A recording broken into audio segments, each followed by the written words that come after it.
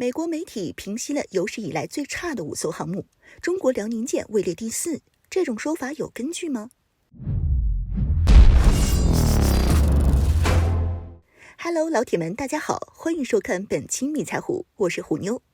近日，美国媒体国家利益发表了一份关于有史以来最差航空母舰的排名，其中来自中国的辽宁号航空母舰被美媒认为是最糟糕航空母舰之一，而俄罗斯的航空母舰库兹涅佐夫号则被美国嘲讽为有史以来最差的航母榜首。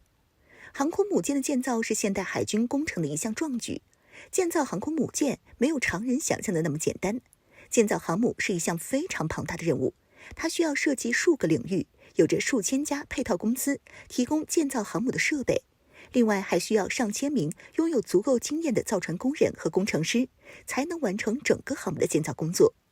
然而在过去的100年里面，出现了很多糟糕并且失败的航空母舰，因此美媒国家利益挑选出了5艘其认为最差的航空母舰。第一艘是俄罗斯海军的库兹涅佐夫号航空母舰。库兹涅佐夫是90年代苏联的1143.5航母，可以说是目前世界现役最差劲的航空母舰。从1991年以来，这艘俄罗斯唯一的老旧航母就事故不断，状况百出。2016年，俄海军派遣其参加军事任务时表现糟糕，出现了航母舰载机坠海的惨剧。不仅如此，库兹涅佐夫航空母舰的甲板也因为意外事故遭到造船厂的起重机砸伤甲板。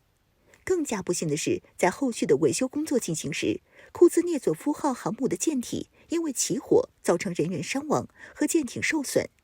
因此库兹涅佐夫号航母将被延期至2年后才能重新服役俄罗斯海军。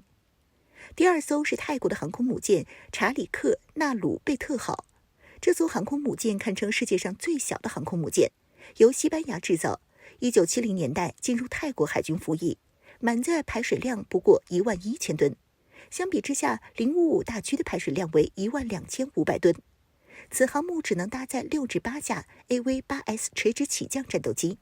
但是由于泰国军事预算的短缺影响之下，这些战斗机已经全部退役。现在查理克纳鲁贝特号成了一艘没有舰载战斗机的航空母舰，而且经过几十年的服役时间，舰艇已经严重老化，成为了泰国海军的拖油瓶，目前已经沦落到每月进行海上常规训练不超过1次的悲惨境遇。第三艘则是美国游骑兵号航空母舰，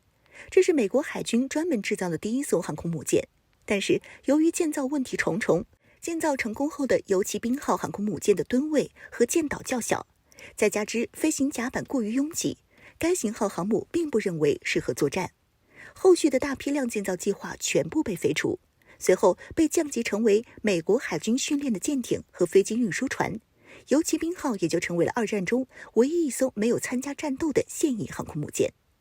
第4艘则是中国的辽宁号航空母舰。中国现役的辽宁号航空母舰是90年代末期中国从乌克兰手中采购的瓦良格号航空母舰的船体改造而成。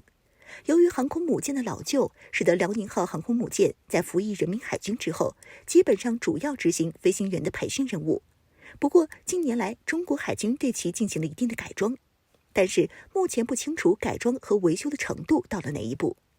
最后一艘则是旧日本海军的信浓号航空母舰。信浓号航空母舰则是2战日本海军改装的航空母舰，使用大和级战列舰的3号舰进行改装。改装后的信浓号航空母舰的排水量达到了71000吨，甚至比辽宁号还要多6000多吨。日本打算将其当作重型装甲防护的航空母舰，企图与美军顽抗到底。但是糟糕的赶工进度使得其没有建造完毕就匆匆出海，进入日本海军服役。第1次出海就被美国海军的涉水鱼号潜艇发射4枚鱼雷送入海底。信浓号航母的沉没速度也创造了一个世界纪录。以上就是美媒关于最差航空母舰的排名。虎妞不得不说，这份报道真是充满了偏见与傲慢，上榜的理由也是让人哭笑不得。俄罗斯的航空母舰因为故障连连上榜无可厚非，日本和美国的航母都是2战时期的老航母，并不具备实际的对比意义。而泰国的航母则是服役年份已高，加上财政拮据，最后才导致航母出勤率下降。毕竟这艘航母一开始的设计是轻型航母。